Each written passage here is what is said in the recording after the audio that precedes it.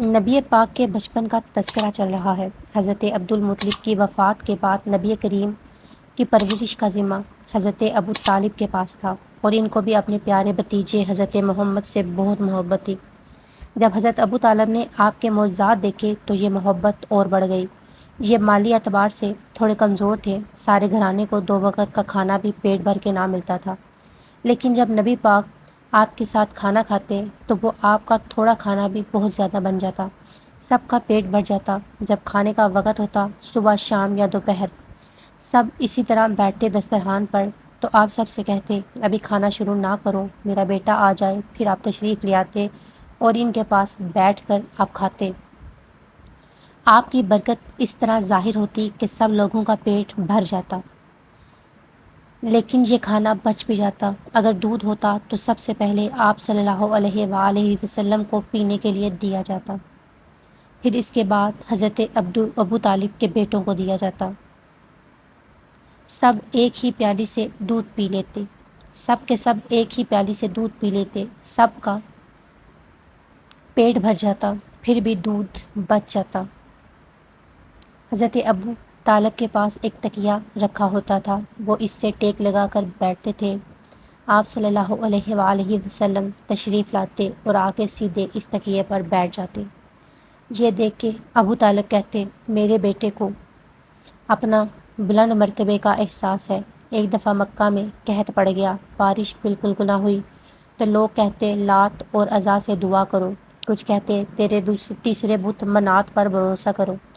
ایک بوڑھے نے کہا تم حق اور سچائی سے بھاگ رہے ہو، تمہارے درمیان ابراہیم کی نشانی موجود ہے، تو وہ اسے چھوڑ کر غلط راستے پر کیوں جا رہے ہو؟ لوگوں نے کہا آپ کی اس سے مراد ابو طالب ہے، تو اس نے کہا ہاں، میں یہی کہنا چاہتا ہوں۔ لوگ آپ کے گھر کی طرف چلے، وہاں پہنچ کر دستک دی تو ایک خوبصورت آدمی باہر آیا۔ اس نے پوچھا کیا بات ہے اور کون ہو تم لوگ؟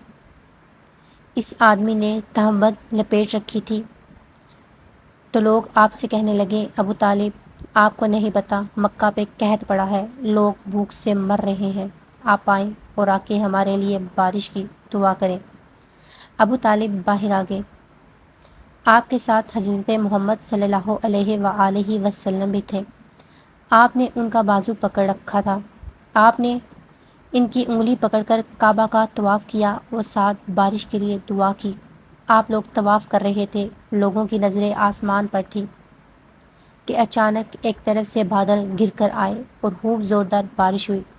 دوستو، روایتوں میں آتا ہے کہ ایک دفعہ ابو طالب ذی الحجاج کے میلے میں گئے جو عرفات سے تقریباً 8 کلومیٹر دور ہے۔ آپ کے ساتھ حضرت محمد صلی اللہ علیہ وآلہ وسلم بھی تھے۔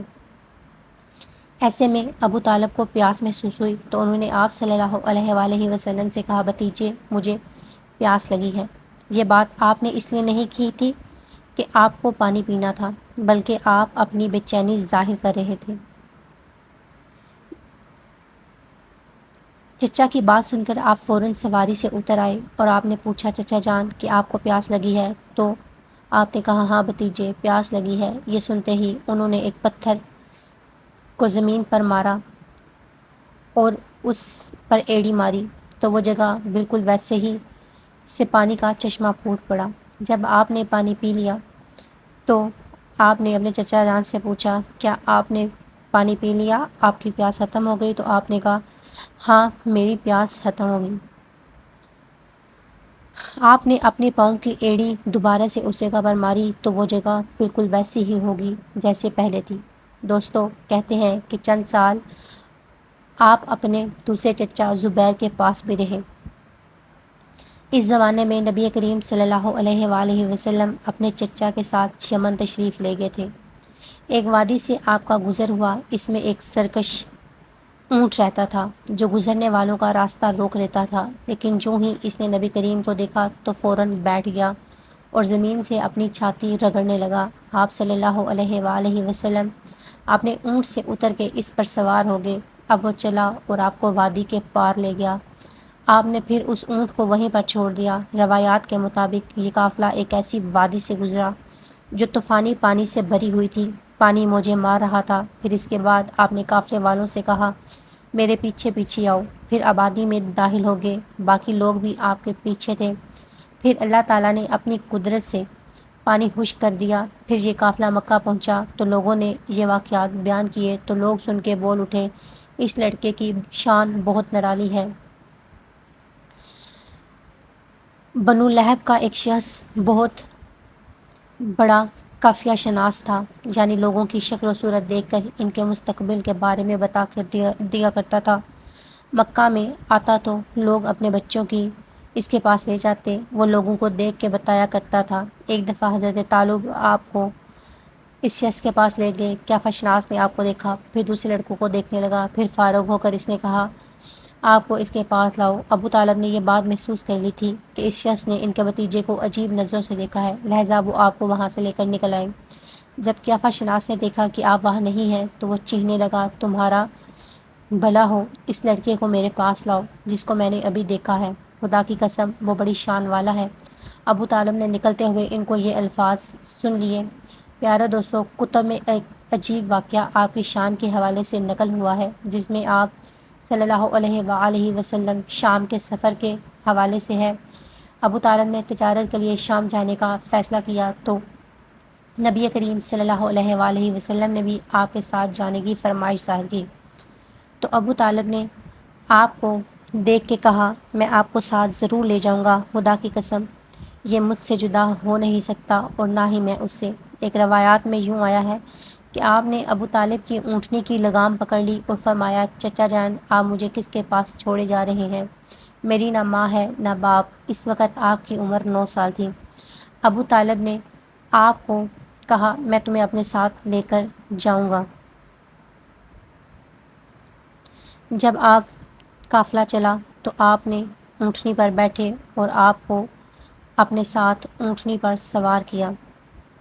جب یہ قافلہ چلنے لگا تو راستے میں ایک ہسائیوں کی عبادت گاہ کے پاس پہنچا۔ خانقاہ کا راہب نے آپ کو دیکھا اور چونک اٹھا اور اس نے ابو طالب سے پوچھا یہ کون ہے؟ آپ نے کہا میرا بیٹا ہے۔ اس نے کہا یہ آپ کا بیٹا نہیں ہو سکتا۔ آپ نے پوچھا ایسا کیوں کہہ رہے ہو؟ تو اس نے کہا یہ ایک نبی ہے اور جو ہماری کتابوں میں روایات ہے اس کے مطابق اس لڑکے کا باپ زندہ نہیں ہے، اور اس میں جو نشانیاں ہیں وہ آخری نبی کی ہیں۔ ان میں ایک نشانی یہ بھی ہے کہ وہ یتیم ہوگا، ان کا باپ انتقال کر چکا ہوگا اور اس کا انتقال تب ہوا ہوگا جب یہ پیدا ہونے والے ہوں گے، اور ان کی ایک نشانی یہ بھی ہے کہ بچپن میں ان کی والدہ کا بھی انتقال ہو جائے گا۔ ابو طالب نے اس سے پوچھا کہ نبی کیا ہوتا ہے؟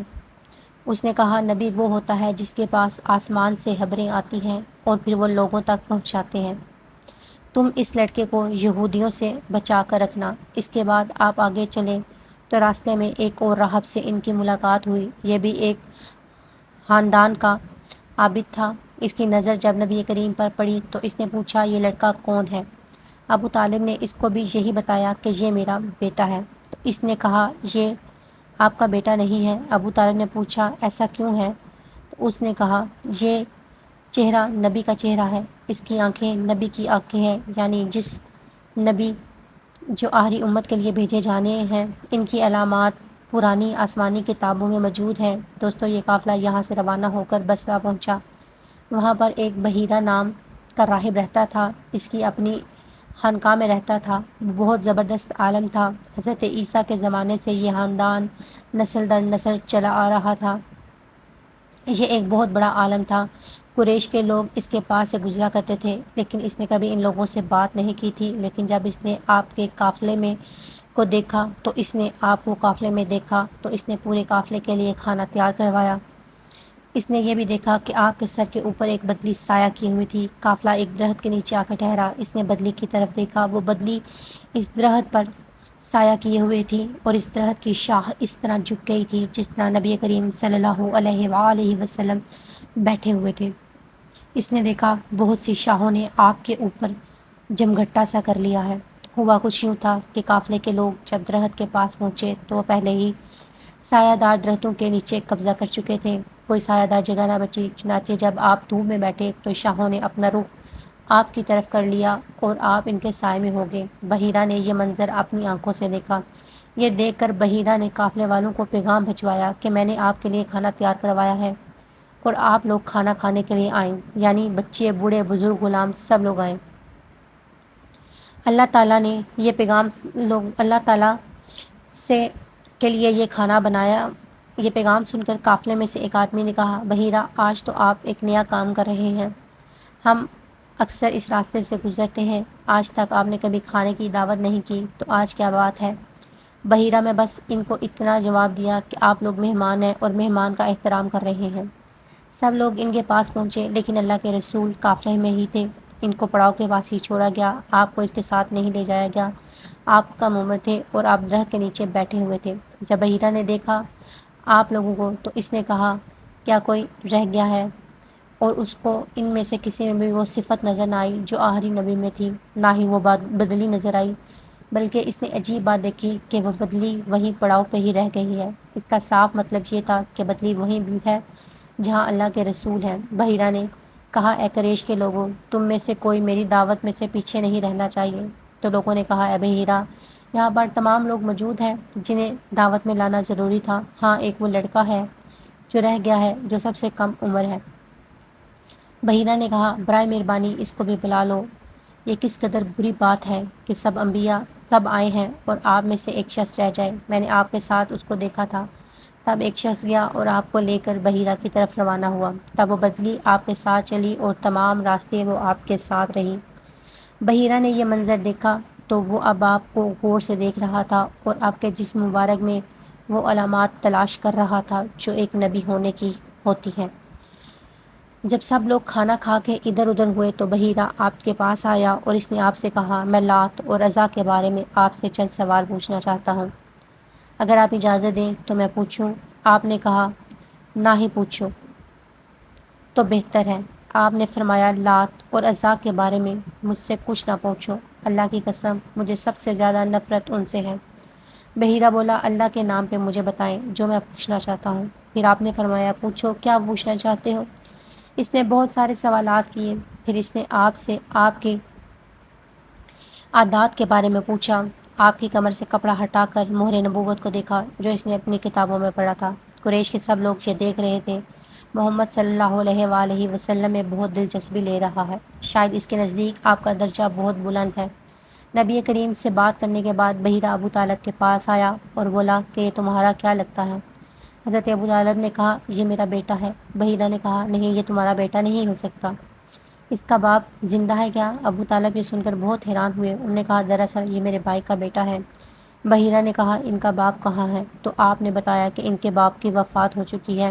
پھر اس نے پوچھا کہ ان کی ماں کہاں ہے؟ تو آپ نے بتایا کہ کچھ سال پہلے ان کی ماں کی بھی انتقال ہو گیا ہے۔ اس نے کہا، ہاں، یہ ٹھیک بات ہے۔ یہ سن کر بحیرہ نے کہا، آپ ان کو اپنے وطن واپس لے جائیں اور ان کو یہودیوں سے محفوظ رکھیں، اگر انہوں نے ان میں وہ نشانیاں دیکھ لی جو میں نے دیکھی ہیں تو وہ ان کو قتل کریں گے اور اس کی کوشش کریں گے۔ تمہارا یہ بھتیجا نبی ہے اور ہم اپنی کتابوں میں ان کے بارے میں بہت کچھ لکھا ہوا پاتے ہیں اور اپنے داداؤں سے بھی سن رکھا ہے، اور ان کو واپس لے جائیں، تمہاری ذمہ داری ہے۔ دوستو، ابو طالب پریشان ہو گئے اور آپ کو لے کے مکہ واپس آ گئے۔ اس وقت آپ کی عمر 9 سال تھی۔ دوستو، یہ تھی ہماری آج کی ویڈیو۔ آپ نے ہماری اس ویڈیو کو اپنے دوستوں کے ساتھ شیئر کرنا ہے اور ہمارے چینل کو سبسکرائب کرنا ہے۔ بہت شکریہ۔